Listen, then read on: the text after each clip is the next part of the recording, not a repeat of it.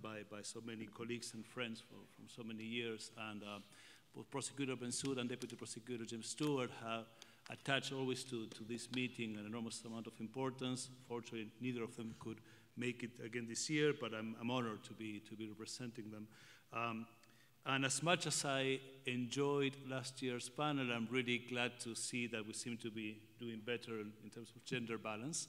And we're still a bit on the same side of the spectrum in terms of civil law, common law balance. But fortunately, this year we have a Catherine to even things out a bit more, so that's always good. The more diversity, the better. There are a number of developments in the ICC last year. I'm going to focus on what I would call the positive ones. There is a big elephant in the room. That is the Bemba appeals judgment, but Michael will take us to the controversial issues in a moment. So going through the positive stuff, and before I get really depressed talking about Bemba, we issued, we got a warrant of arrest against a militia leader in Mali called Al-Hassan, issued by the pre-trial chamber. Al-Hassan was arrested. He had his initial appearance before the pre-trial chamber, and his confirmation hearing has been already announced for next year.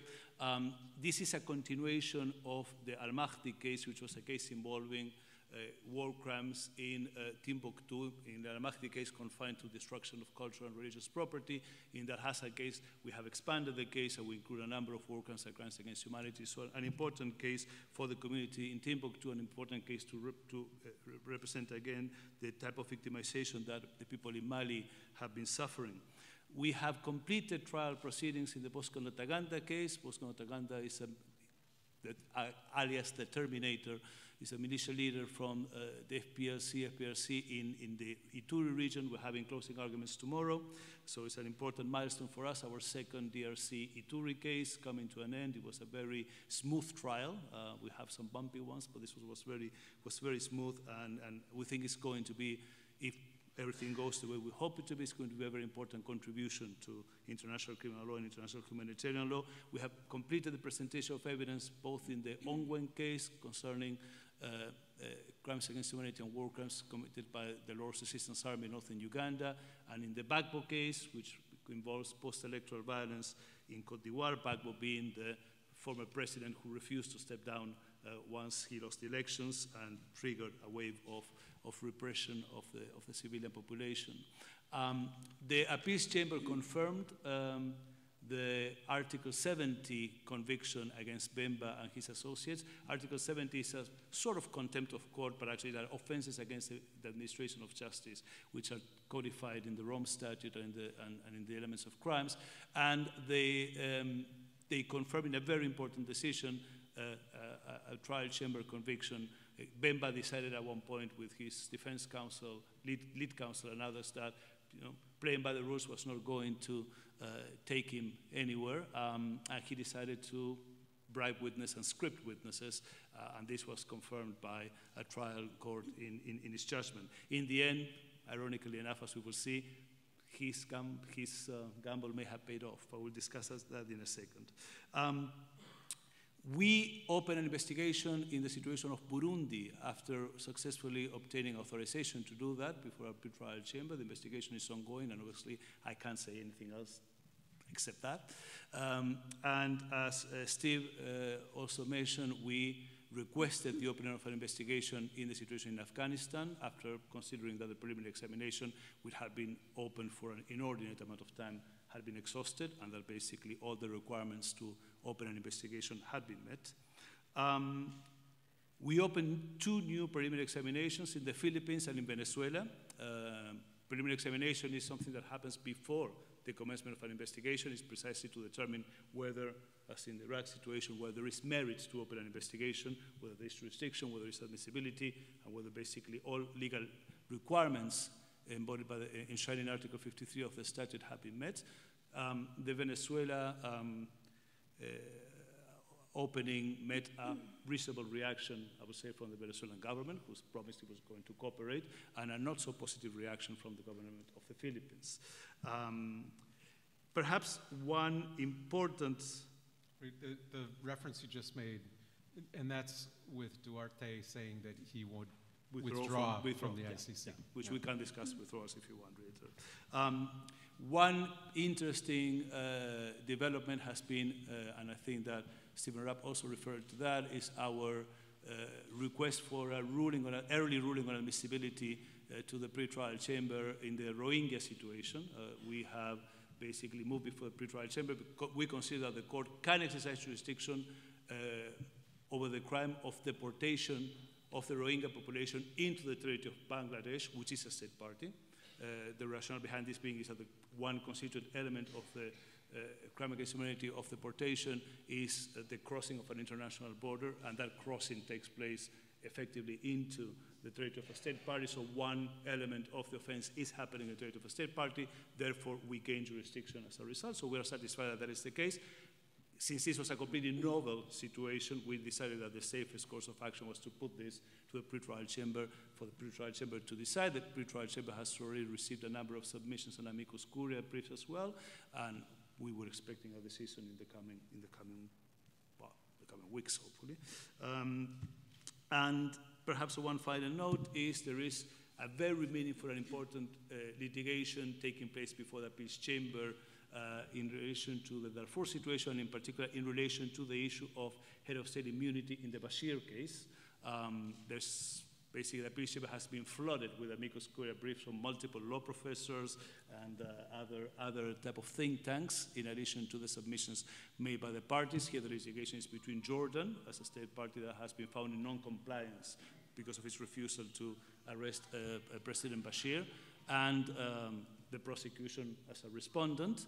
And there will be a hearing in September. We will see what happens. I mean, obviously, this is a very, very important decision for the future. I wouldn't say the future of international criminal law, because that's a bit overly presumptuous, perhaps. But it is true that basically it is going to be the first full discussion on the critical issue of immunity of heads of states before international courts and tribunals. In particular, what is the scope of Article 27, and what is vis-a-vis the status of international customary law, and what is the role of the Security Council, and the scope of the referral by the Security Council in a situation of this type. So stay tuned, because I think it's going to be a very, very interesting On that last point, al-Bashir has been to Jordan, Chad, and Uganda this year. Why is it only Jordan that is being subjected to that? Well, I mean, what happened there is Jordan, in relation to Jordan, there was a filing of non-compliance. I mean, all three basically we reported to the pretrial chamber what had happened. In relation to Jordan, the pretrial chamber engaged in an open formal proceeding. Jordan responded, and there was a ruling. I mean, there may be rulings in the other ones as well. But that was the first ruling that came out, and basically Jordan has appealed that ruling. So that's why we have before the appeals chamber. Before that, I mean, you may remember that last year, I think correctly, the pretrial chamber found South Africa to be in non-compliance of the statute because of his own refusal to arrest al-Bashir, which led to a very difficult situation for South Africa, because it was found to be in violation of domestic law by its own courts and of its international obligations by the ICC, and this led to a discussion on withdrawal in South Africa, which Stephen also referred to earlier. However, in that case, South Africa in the end decided not to seek leave to appeal the decision. So the number of major cases at the ICC have really proliferated, and if it makes your head twirl trying to keep up with all of that, I do suggest that you subscribe to War Crimes Prosecution Watch, which is an e-news service that Public International Law and Policy Group and Case Western jointly put out, and it comes out every 2 weeks, and I know a lot of you are. But that's how I keep up with all of these things, and that's how I know that Brenda, even at the Residual Special Court for Sierra Leone, there's been a lot going on. It seems to be out of the news, but that's not the case. You've had cases of early releases. There was an effort for financial reasons to try to take your court and combine it with the others, and you successfully fought against that. What do you want to tell us about? Well, I'm not sure we've successfully fought against that. At least up till now we have. But first of all, let me congratulate my fellow speakers on the wonderful job that they're doing with a very active judicial mandate. And if all of these cases and developments are swirling around in your head, You can look at this electronic media, or you can talk to Stephen Rapp, because he has all of this in his head. I'd like to thank you, Michael. You were very generous in your introduction for me, but I was not the chief prosecutor of the Milosevic case. I was the lead prosecutor as we were investigating the case until I left in 2001, but other very capable attorneys were actually the lead prosecutor at trial. Yes, indeed, when we talk about the residual court for the special court for Sierra Leone, we are not talking about an active judicial mandate in the sense of trials or appeals. We are talking about residual functions, the legal obligations that remain after you put someone in jail. The early release program, we have recently released our second person on conditional early release. At the MICT and its predecessors, the Rwanda and Yugoslav tribunals, they had early release, but it was not a conditional early release that was actively supervised by the court. There's an entire issue about whether these courts do have the ability to grant early release. It's not in the statute, certainly not for the ad hocs, not for Sierra Leone. The statute speaks about pardon or commutation. And the judges have made it very clear that early release is neither of those. But you know, they are judges, and so in their minds, they have the inherent authority to grant early release. Our judges agree with that, so after a prisoner serves 2/3 of his or her sentence, they are eligible to apply. Our judges deemed it very important that the court continue to have active. It's simply that for the last third of that sentence, they may serve it in a designated location outside of prison. So our court applies conditions to the release. The prisoner must agree to those conditions, and then there's very active monitoring. I'm not sure there's very active monitoring once the person is released. The prosecution has always opposed early release. Even with conditions, our position being number one, they do not really have the legal authority to do it. But more importantly, for the types of crimes we are dealing with, the number of crimes involved, the impact on entire societies and countries, that it is not appropriate for these individuals to serve less than 1 day of the sentence that has been adjudged against them. But we do indeed have had our second early release. That takes us to 5 prisoners in Rwanda and 1 prisoner who is making his presence very felt in the United Kingdom. That's Mr. Charles Taylor. We did have 6 prisoners who would have remained in. So that is one of the things that have happened with us. We have struggled with voluntary funding even during the life of the special court. Even when we had high-profile cases such as the Charles Taylor case, we had to go to the United Nations for subvention grants to meet the needs of a relatively modest budget. That challenge has continued with the residual court because we don't have sexy cases to talk about. Instead, we have things like enforcement of sentence to talk about. And indeed, last year there was momentum to basically subsume our court under the MICT, so that in essence our court would no longer exist and we would become a part of the MICT. We only found out about that in the court after countries were telling us, well, why are you talking to us about money? You're going to become part of the MICT. So the discussion had gone on without our involvement. We immediately became very involved, and our position is really quite clear. We, of course, want to be cost efficient. We think all the residual mechanisms, the ultimate solution to our funding issues would be. Number one, the special court, the residual special court, needs to maintain its separate legal personality, its separate identity. That doesn't cost anything, but it preserves the legacy of the court. And in Sierra Leone, in the sub-region, it also allows the court to continue to be a deterrent force and a factor in creating a stable Sierra Leone and a stable sub-region. And this is not just the court's view, this is the view of the people in Sierra Leone and the sub-region as well. So separate legal identity needs to be maintained. We also believe another key characteristic is to keep the separate roster of judges.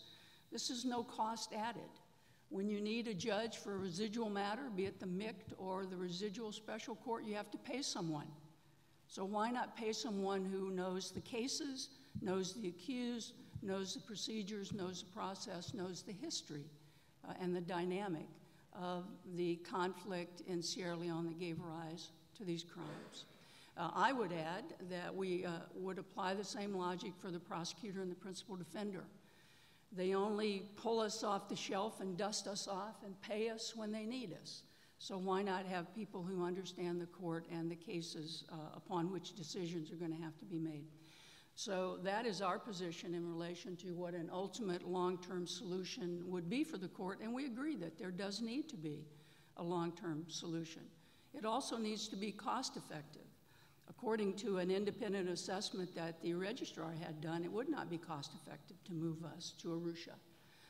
And so let's have a real-life, honest, impartial, comprehensive assessment about what is cost-effective for us. But let's keep those main characteristics in place. We also had another very important discussion, and again, this is not so sexy, but it does have to do with the life we have, and that is, what kind of finality can we interject in a prisoner's right, an equitable right, to seek review of his or her conviction? The law seems very clear that you could not put a time limit on the application for review, because maybe 15 years later you may discover a new fact that makes the conviction unsound. But what I suggested, and what I hope the court will seriously consider, is that you can insert some type of certainty and finality by saying that the application must be brought within a certain period of time after the new fact is found, so that you can't wait until you have the best tactical advantage to bring it up. Rather, you find the new fact, and then you have a certain time limit to bring it to the court. And this issue of finality, certainty, goes back to our budgetary concerns. How long will the court be in existence? And so being able to further refine and develop this area of review of conviction is also important for us. So those are the types of matters that we are concerning ourselves with these days. And having always been sort of the red-headed stepchild of the international criminal courts, we appreciate the ability to come here today and speak to you about the fact, number one, our court does still exist, and number two, here's the mandate we were given. And oh, by the way, we were given that mandate by the United Nations and Sierra Leone pursuant to an agreement. So it's not just something we decided we would do to keep jobs for ourselves. So thank you for the opportunity to speak here today. So, Brenda, you mentioned Charles Taylor, the former president of Liberia, who's serving time in the United Kingdom after being convicted by your court. And let's now use that as a segue to the next thematic group of questions about the most controversial aspects of the different courts. In the case of Charles Taylor, he made a phone call from his cell that was broadcast through a loudspeaker to large crowds in his country. And as punishment, he's now claiming that he's been placed in solitary confinement against his international human rights. What role does your court continue to play in issues involving the treatment of prisoners when they're serving a sentence under your convictions? Well, ultimately, of course, the court and ultimately the president of our court is responsible to ensure that the conditions under which these prisoners serve meet international standards. On a day-to-day basis, our registrar is very involved in these issues. Mr. Taylor raised the same argument in a motion that he made a couple of years ago to have his imprisonment moved from the United Kingdom to Rwanda, a motion which we opposed and eventually a motion which was denied. And in discussing his status within the prison in the UK and the fact that he was kept segregated, it came out very clearly that part of this was for his protection. It was something that he also had felt that he needed this type of protection. So it wasn't a punishment so much as to ensure his security and his safety within the prison, and also where he was being kept was in part because of medical problems that he had. So In today's jargon, perhaps what I would say is that his version are alt facts that we really shouldn't pay much attention to, or at least should be able to dispose of in a reasoned and informed manner.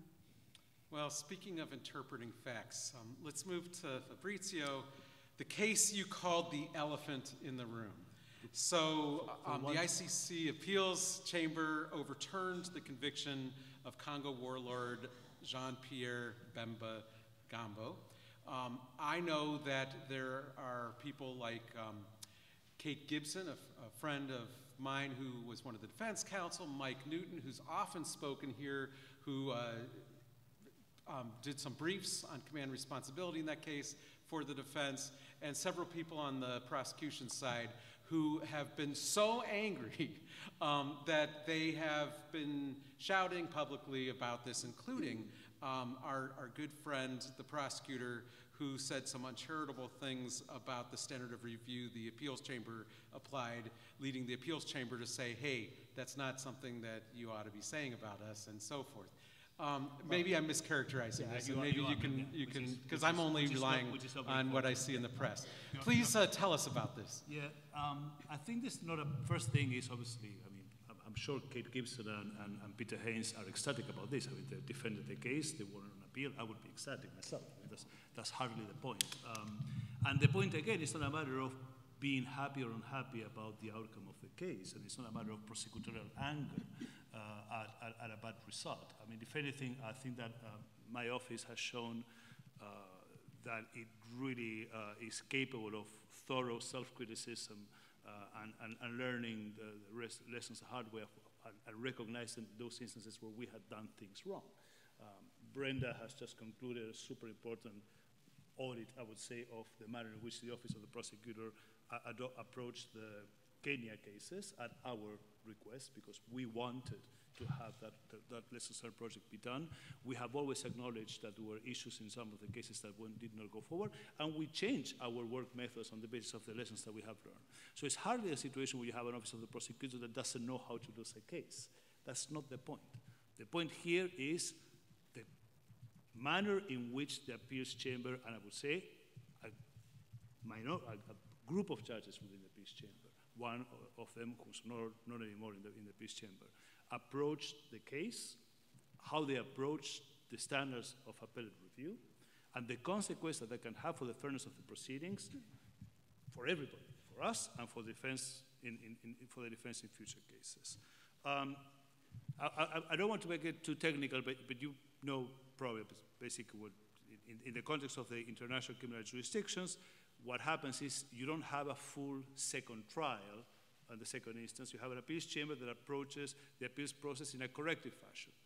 What does it mean? It means basically that when it comes to factual matters, the appeals chamber says, well, I haven't heard the evidence, I haven't heard the witnesses, I don't know the case. I know basically what I read from what the parties have briefed me on, and I have access to the record, but basically my job is not to conduct a second trial. My job is not to reevaluate the evidence. My job is to see whether the trial chamber has done a good job, a reasonable job, in discharging its duties. So with factual errors that have been alleged, first is the party that alleges a factual error has to prove that basically that error existed, that it materially affected the verdict, and it has to prove that no reasonable trial chamber could have reached the conclusion that it reached on the basis of the evidence that was before. So it's a standard of reasonableness, first thing. And second thing, there is ample deference to the trial chamber as a trial of fact. So the appeals chamber says, basically, trial chamber heard the evidence, I didn't, I'm going to see only whether the findings are reasonable, period. That has been the standard of all ad hoc tribunals. The Special Court for Sierra Leone is a standard that you have in most common law jurisdictions for appeal. It's a standard that you have in all civil law jurisdictions for cassation or for appeal. And it's the way you approach the appeal if the appeal is going to be a corrective process. There is a separate avenue. There's a separate possibility in comparative criminal procedure, which is you have a full second trial. So the second instance is a full second instance on the merits. You rely on the record of the first trial, you recall witnesses, you can bring some additional evidence. You obviously there are not talking about a corrective process, you're talking a full-blown trial, full second instance on the merits.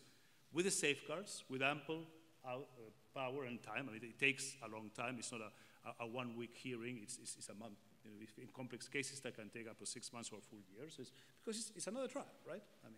I mean, that's what a number of civil law jurisdictions have. Germany has it, they call it Berufung. Italy has it, they call it Appello. My jurisdiction doesn't have it. We only have a trial and then an appeal on legal issues and procedural matters, and that's that. And everything else has been, but that avenue does exist. It's nowhere to be found in the Rome Statute. It's certainly incompatible with the corrective nature of the appeal as adopted by the ad hoc tribunals. And our own appeals chamber had already said in a fairly consistent manner from the first interlocutory appeal to Lubanga and Nujolo, which are two appeals that he heard in his prior composition, and the Bemba Article 70 appeal that I was telling you about, this is not a second trial. This is a corrective appeal, a corrective process, and we are going to approach factual findings with deference to a trial chamber and applying a standard of reasonableness. So it was all very clear until this appeal. We walked into the courtroom to litigate a corrective process. We used all the legal artillery that we had on the basis of the law as it existed. And we found out, not even during the hearing, but when the judgment came down, that the standard had changed.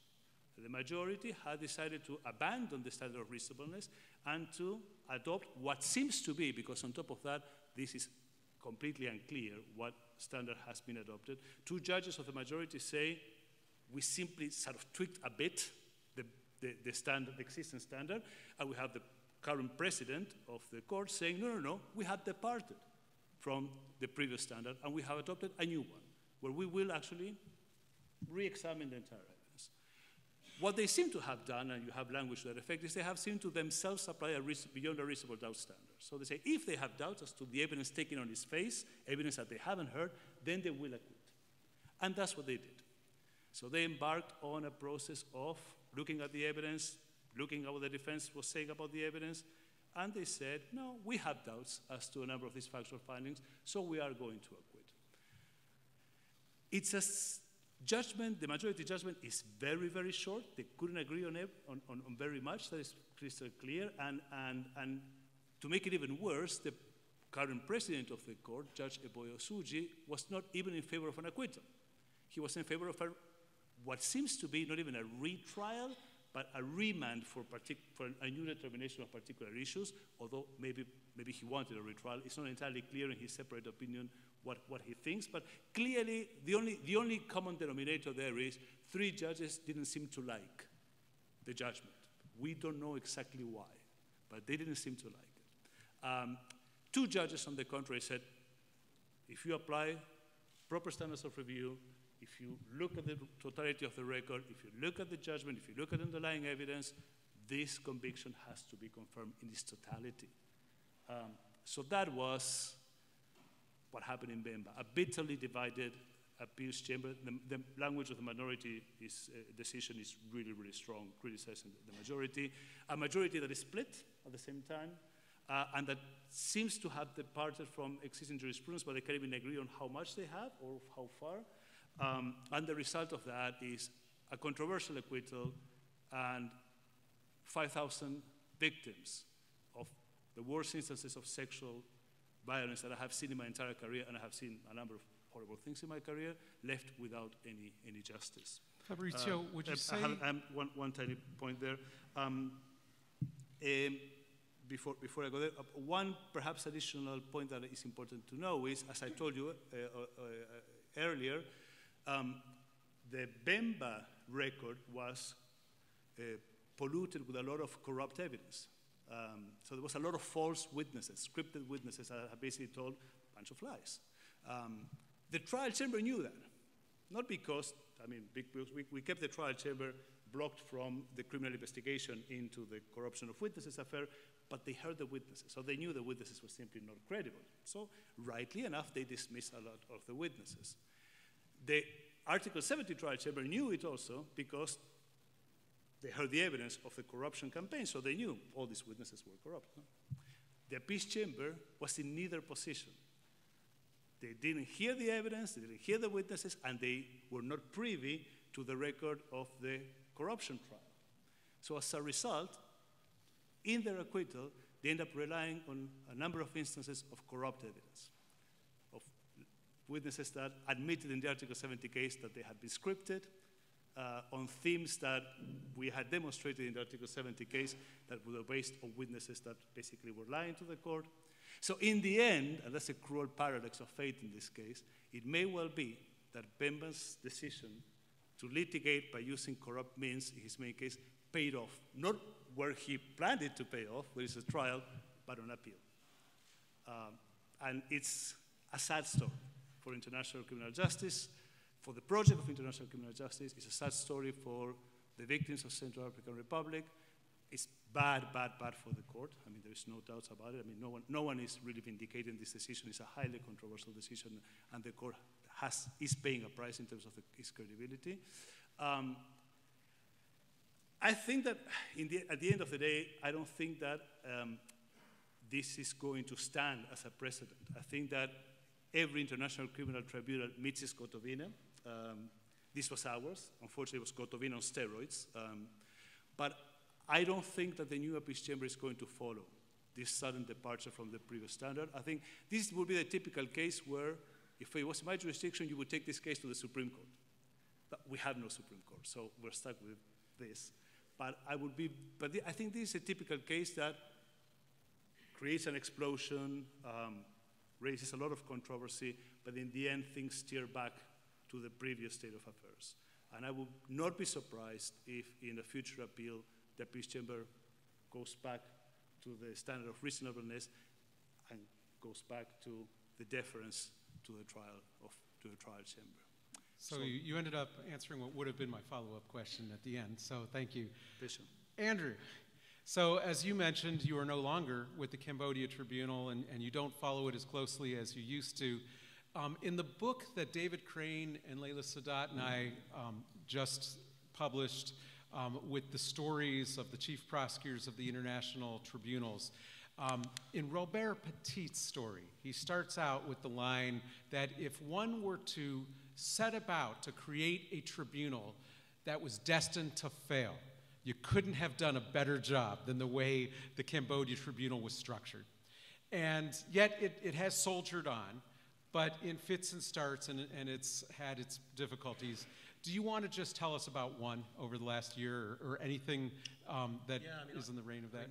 More generally, but bearing in mind I've got to be careful what I say because I'm a civil servant of the UK government now, and that affects what I say about my previous work. But to explain how the court was structured, and sorry for the people nearer the front who know this already, but for the students here. So this was a hybrid court that was established in 2006 to address the crimes of the Khmer Rouge committed between 1975 and 1979. And the structure of the court was such that it was staffed by both international staff from the United Nations and by national staff, local Cambodian judges, prosecutors, investigators, administrative staff. So in my office, in the prosecutor's office, I was the co-chief prosecutor with my Cambodian counterpart, Chia Liang. It was a civil law court, so there were investigating judges who conducted the main investigations in the cases. There was a Cambodian judge and an international judge. In the trial chamber, again, national Cambodian judges and international judges. Same in the Supreme Court, in the appeals court, national judges and international judges. And the problem throughout the life of the court has been that the position of the nationals is that there should only be two trials. So the first trial of the commandant of the S-21 security camp, he was convicted of crimes against humanity, war crimes, eventually received a life imprisonment for torturing and murdering. Now I understand they've proven 18,000 people over a 3-year period.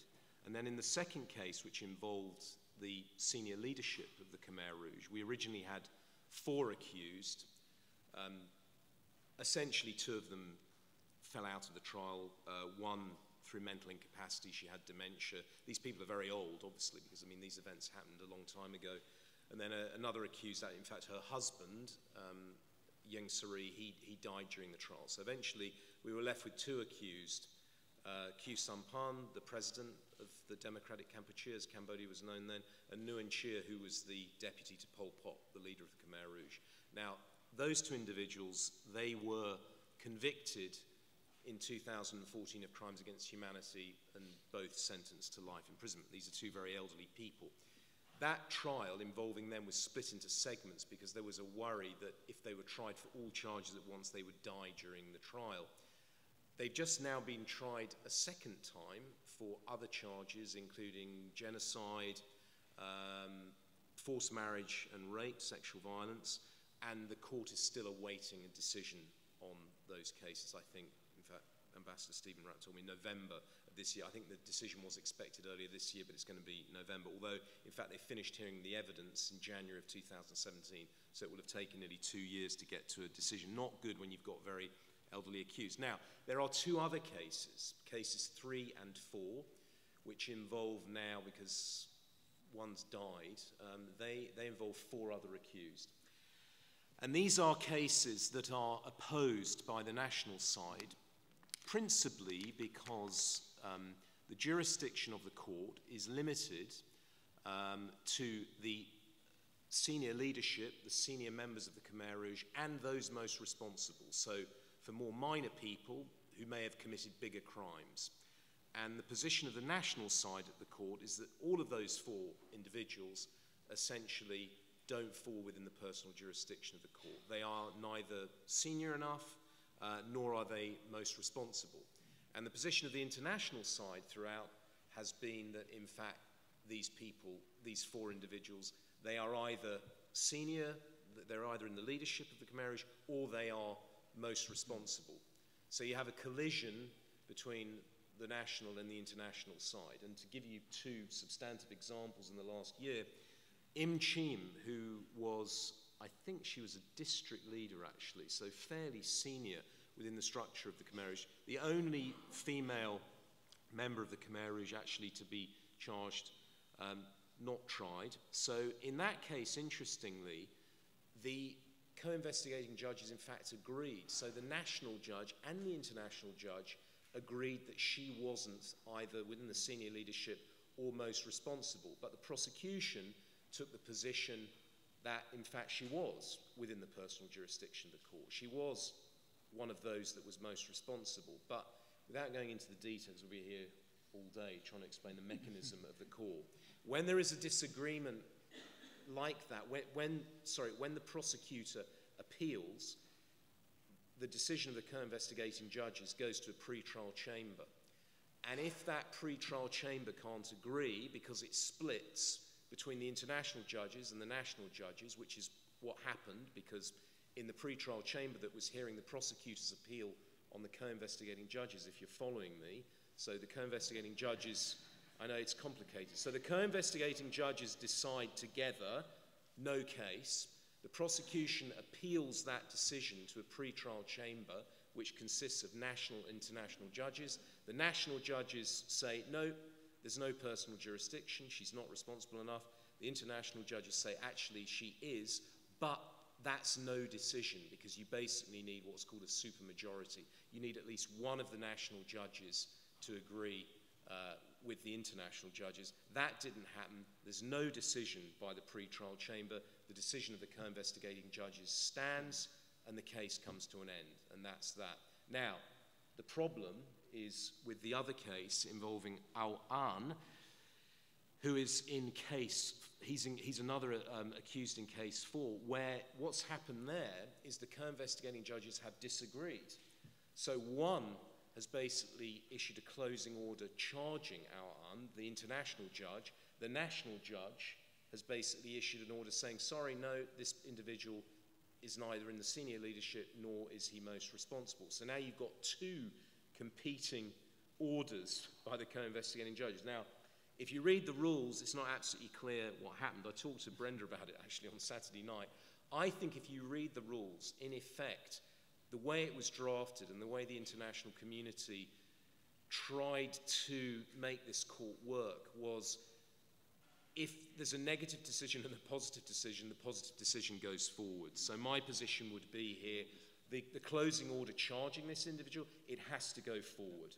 That would be my view. There is a mechanism for the co-investigating judges to go to the pre-trial chamber if there's disagreement between them, but that chamber again is going to split between the national judges and the international judges, no decision essentially. So my argument would be, if I was the international prosecutor, this has to go forward. The difficulty is how on earth you're going to constitute a trial chamber to try the case, because I suspect the national judges would just not show up because they would say, sorry, but this isn't within the personal jurisdiction of the court.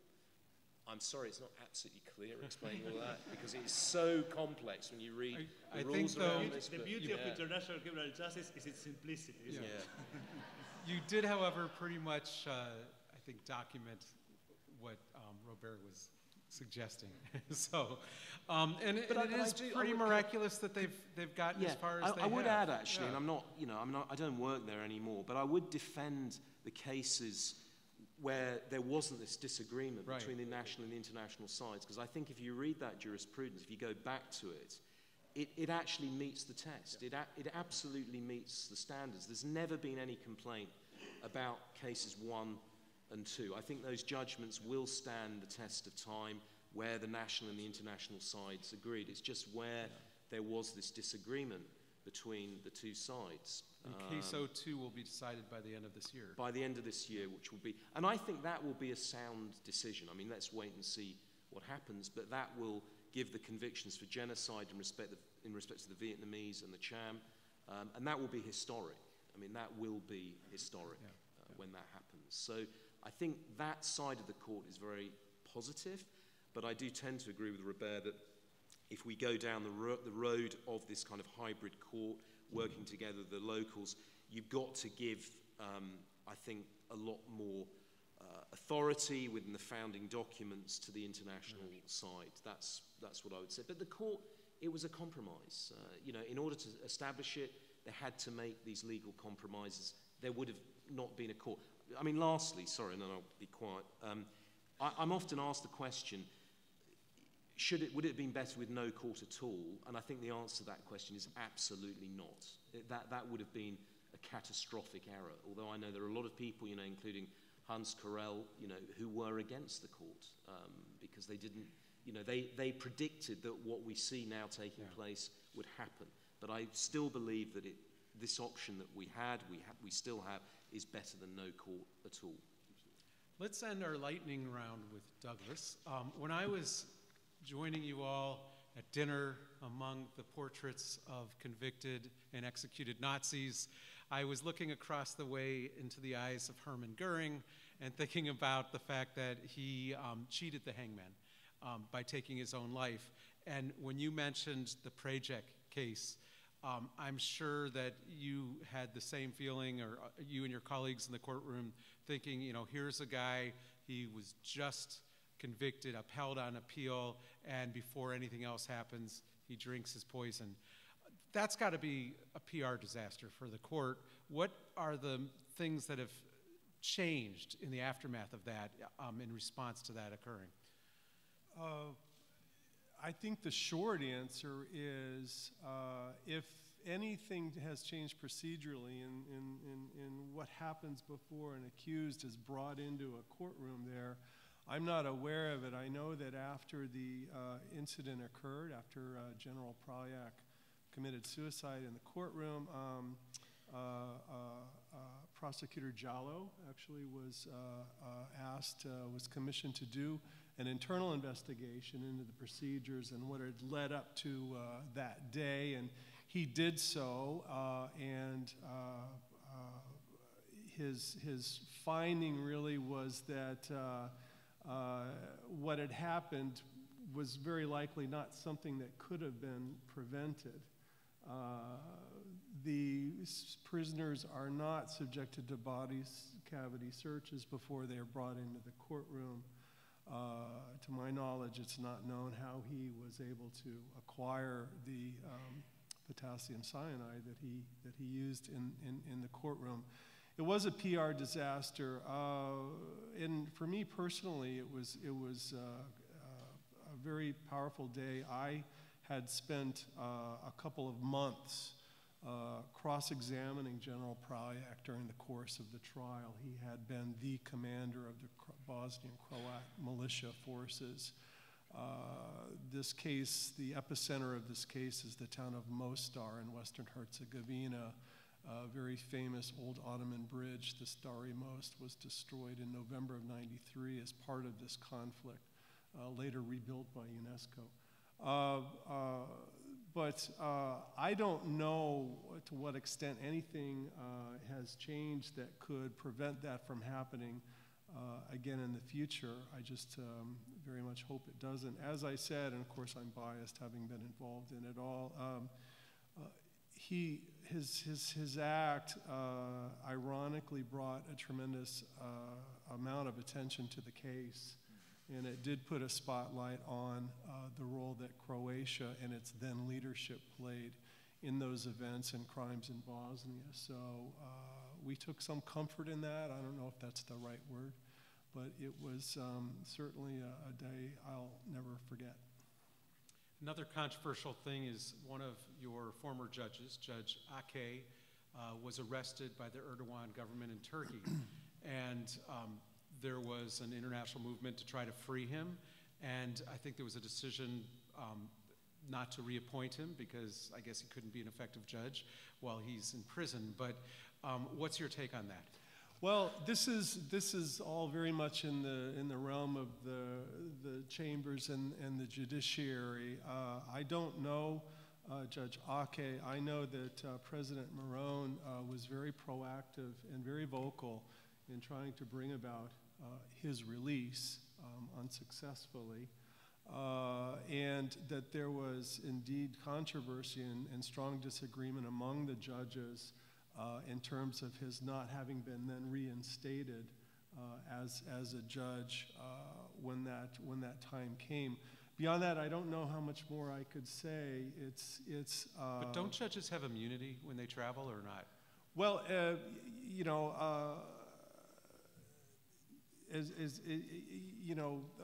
yes. I think in principle, legally speaking, they do. You know, in the world in which we live, in which heads of state, you know, subject to international arrest warrants, can move freely throughout different countries, in view of so much else that we see happening these days that blows back against the rule of law. I mean, can we say we're shocked and outraged that the immunity of a judge is not being respected in this instance? It's tragic to say it, but it seems to be just a part of the pattern and the picture that we see in a broader sense. Let's open up the panel to questions from the audience. We have a full 15 minutes. I know this is what a lot of you came all the way from the four corners of the country and the world for, so we do have microphones. And all you have to do is raise your hand, the microphone will come to you, and then you can ask your question. So who's got a question for our prosecutors? We only have one microphone. We have one microphone. So be aware of that. But a very quick mic carrier.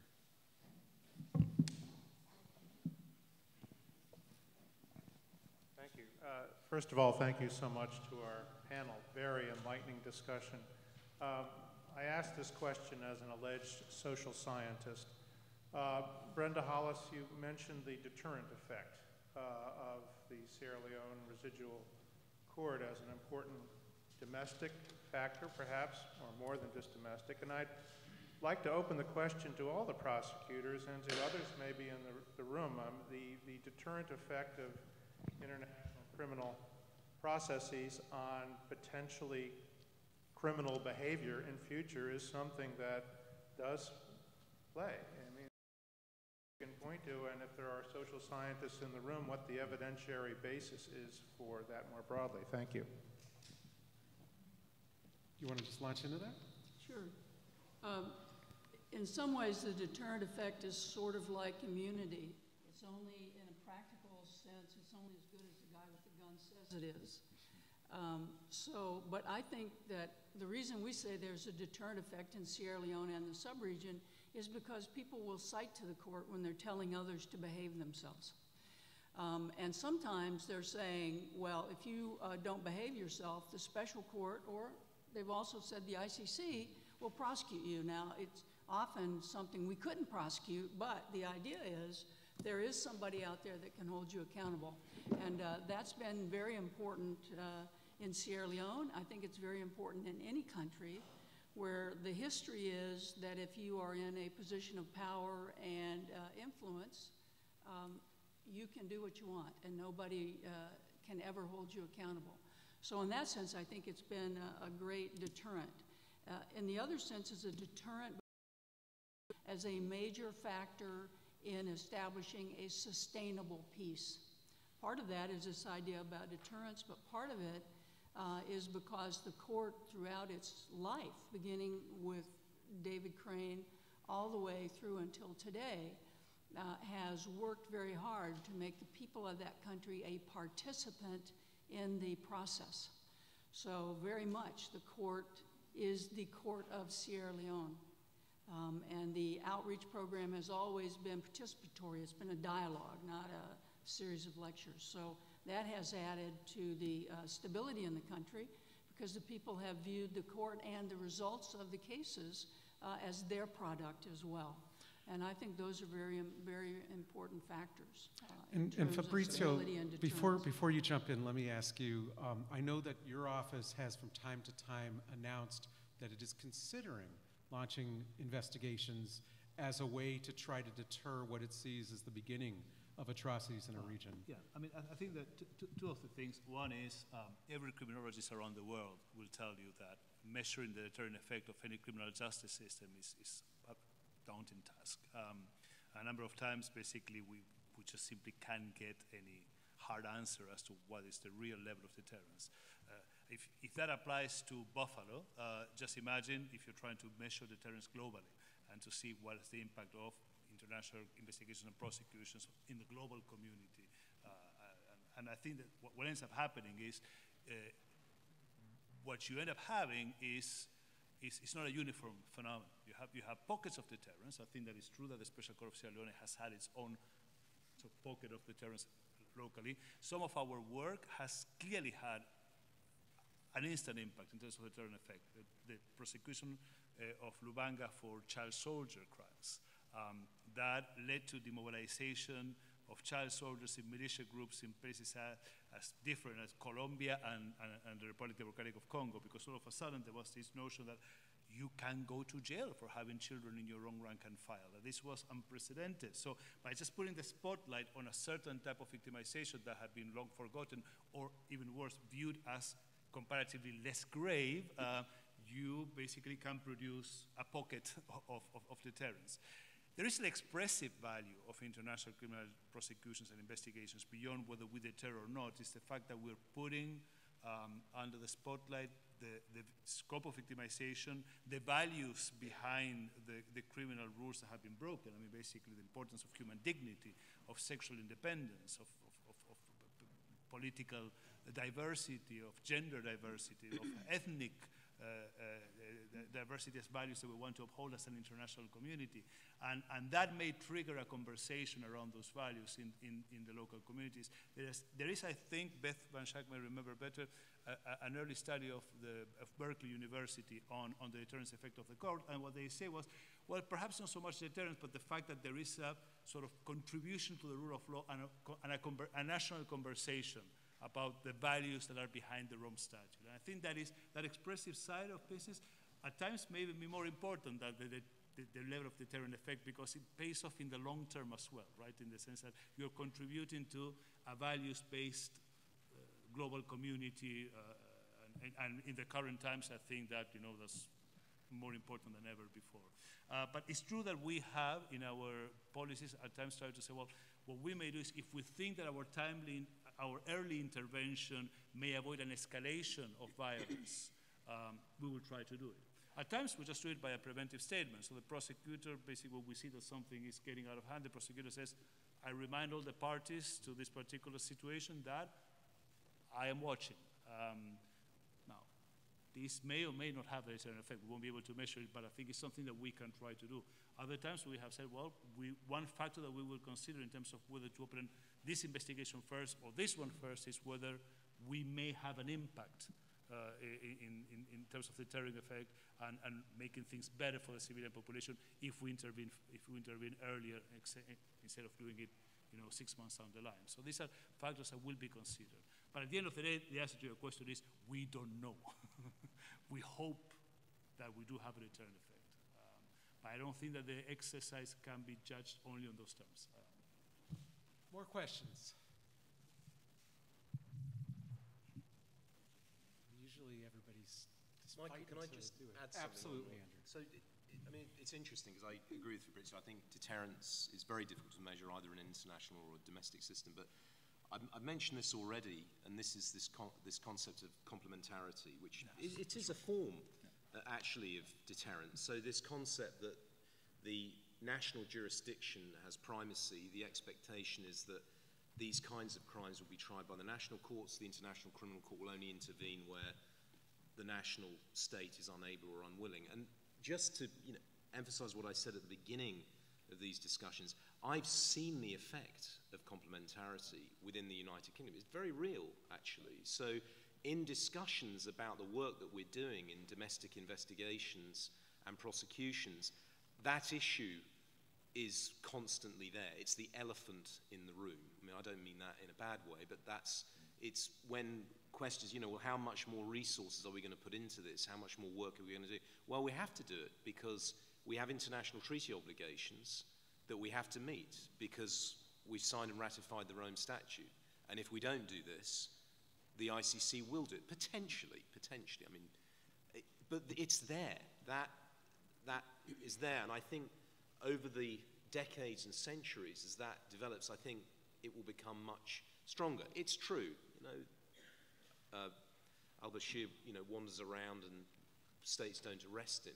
But it's a developing norm. This is a developing norm. And I've seen it in my own country, and it works. It's effective. It's seen as a real legal issue in all of those discussions. And I think it's made sure that we've had proper funding, that these things have been taken seriously, or more seriously than they would have been because of the presence of the ICC in the preliminary examination. Douglas. Just to follow up, Yugoslavia, maybe I'll be a bit of a devil's advocate here, has the tribunal had a deterrent effect? The tribunal was established by the Security Council in 1993. Srebrenica happened in 1995. So the deterrent effect of the establishment of the ICTY is perhaps open to debate.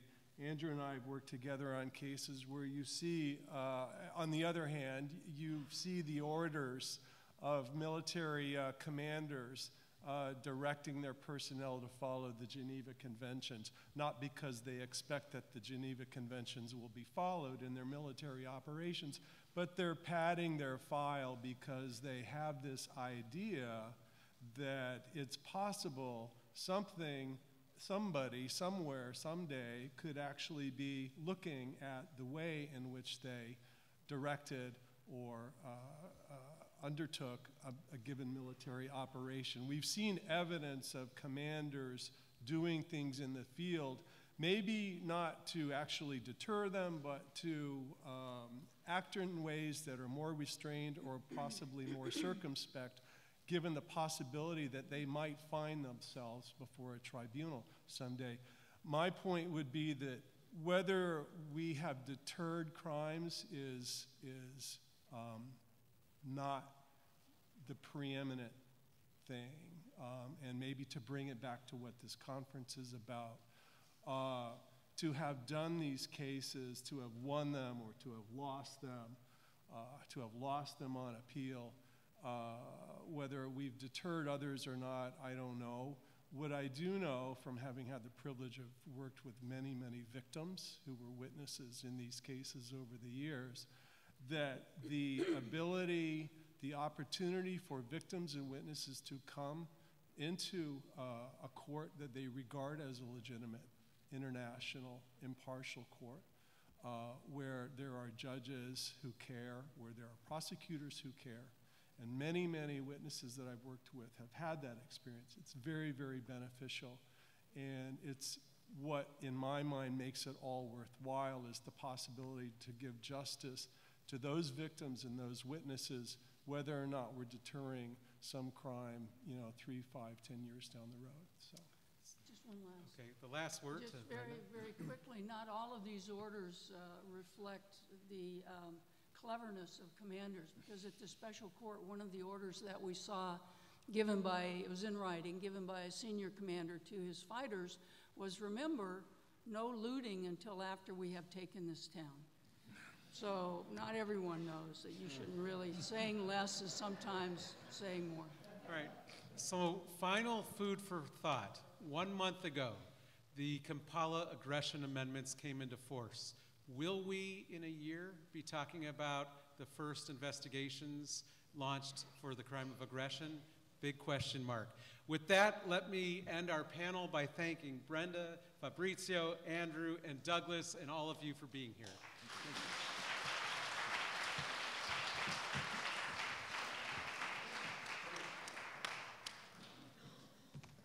Right, it's lunchtime. For those that have been here previously, if you recall, we had a lunch speaker over at the hotel. We do not have that today. We're coming right back here at 1:30 for our afternoon speaker, which I think will be very, very good and interesting. So, for those staying at the hotel, of course, lunch is being served. We have a bus waiting. And unfortunately, we seem to only have one bus, and so if that bus fills up, it'll do a rotation and get right back where you are. Oh, yeah. And the rest come back. David and Stephen, please come down, and we'll grab a quick photo, go to lunch, and be back. Pardon?